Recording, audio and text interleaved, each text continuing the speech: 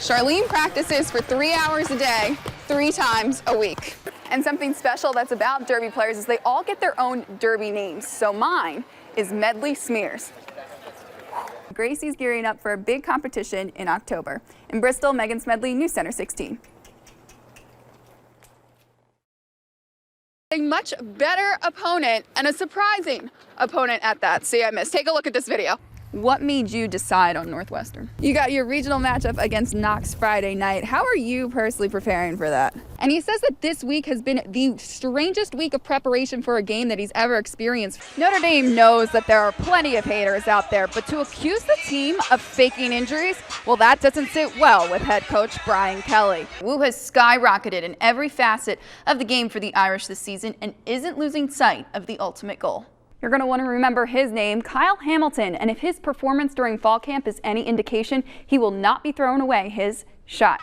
For the first 3 games this season, it seems like everybody was having a breakthrough moment, just not for Julian Aquara, but football is a sport where one game, one moment can catapult a player into national recognition.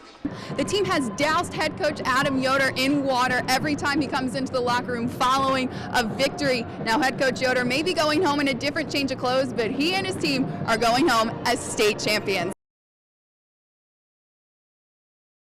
Student athletes have a lot on their plate in a normal year between schoolwork and their respective sport. Some choose to volunteer and some go above and beyond. Notre Dame defensive lineman Dalen Hayes is one of them, and in an off-season unlike any other, he took action.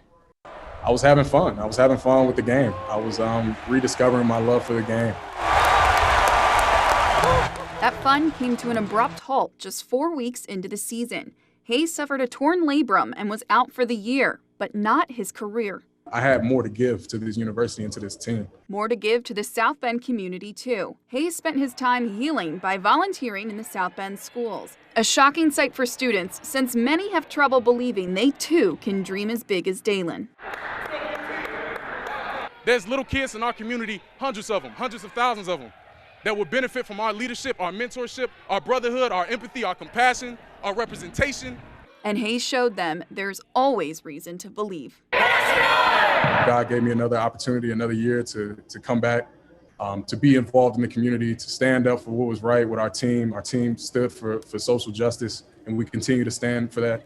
This summer, Hayes rose as a leader in Notre Dame's social justice movement, using his platform to give voice to the sobering reality he and many of his teammates face. The fear that our parents feel when they send us out in the world and don't know if we're going to come back the same way they left us. To be murdered in broad daylight. These are the realities that our players, our students face. Far beyond when we take off a gold helmet, far beyond when we take off a Notre Dame monogram, we're still a black man. Hayes was front and center at the Irish Juneteenth rally and march, a life-changing day for many.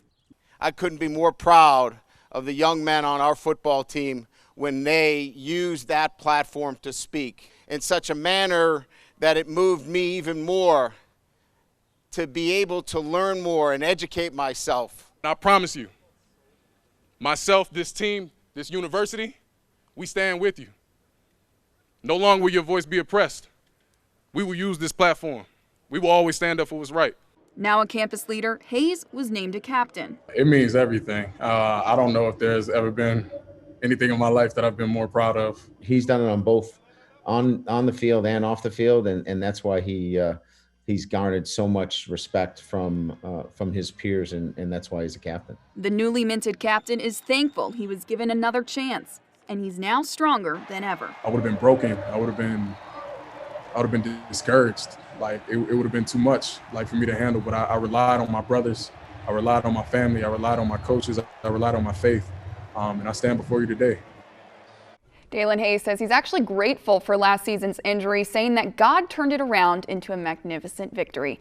Boxing is not looked at upon as a female sport. Don't tell that to Charlene Resendez. She's breaking the status quo. You can get in the ring and show them what you're made of. At just 10 years old, she's already making a name for herself in the ring. You can see in her work that she is dedicated, she's focused, and she's well disciplined, and she loves what she does. 3 years ago, Charlene started participating in the South Bend Police Athletic League boxing program. When I first got in the ring, I was nervous. I was thinking, am I going to fail? Charlene has done a fantastic job. She follows our instructions, and that is, you don't give up, you give 110%. No matter how hard it gets, you can make it through hard work. But last year, she wanted to take her training a step further. I wanted to start fighting and winning and getting trophies. Now she competes against other girls from across Michiana and has already collected some hardware. Charlene practices for 3 hours a day, 3 times a week. With her dad as her coach and community members as her trainers, she's got a full army of supporters. I love it so much because it feels like I'm not lonely, I'm here with my dad. It's like they're family to me, and I wouldn't do nothing to let them down. I would try my hardest and try my best.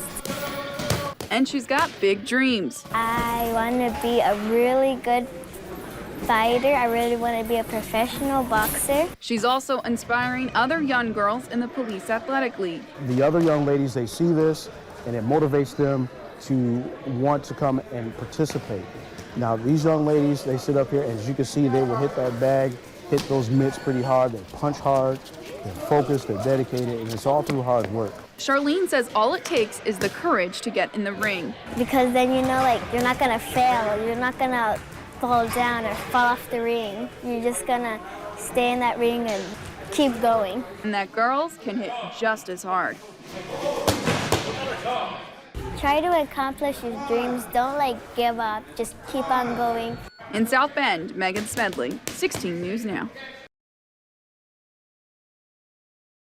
This game was everything you would expect it to be. Double overtime, too many reviews to count, and of course, history. So let's go to Notre Dame Stadium. It was a beautiful and perfect November night in South Bend. The first play from scrimmage, Kyron Williams takes the Ian Book handoff. He busts up the gut and heads out to the sidelines for the 65-yard touchdown. The Irish bolt out to a 7-0 early lead. It's 10-0 Irish now when Clemson strikes. Cornell Powell gets behind Tariq Bracy. Powell takes it on the 53-yard strike. Clemson trails 10-7 after an exchange of field goals. Jeremiah Owusu-Koroma plucks the bobbled pitch off to Travis Etienne, heads full steam into the end zone. Notre Dame takes a 20-10 lead.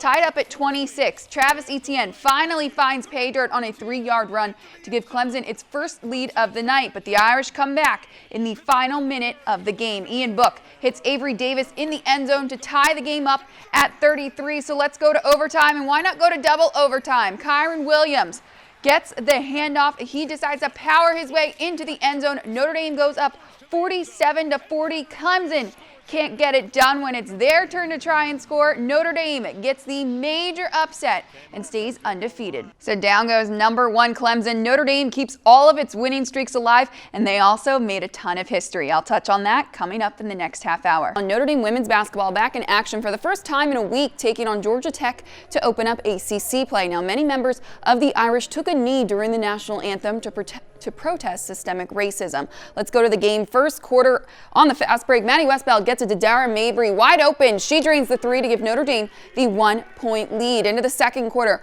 What a save here by Abby Prohaska. Keeps it in bounds, gets it back out to Anea Peoples, gets it to Sam Brunell at the top of the arc for the triple. Notre Dame goes up 30-24. Final play of the half. Majlada Latian drives in the paint, pulls up for the jumper just in time. Yellow Jackets lead 35-33 heading into the locker rooms at the half. And the Yellow Jackets would continue their hot hand in the third quarter. Elia Love from in front of her bench hits a 3-pointer. Georgia Tech goes up by 9. Notre Dame would try to complete the comeback at the hands of Maddie Westbeld, including this layup. She'd finish with 21 points, all of them coming in the second half, but Notre Dame would need more. They fall 82-67. Notre Dame will look to get back in the win column on Thursday when they host Virginia Tech at 6.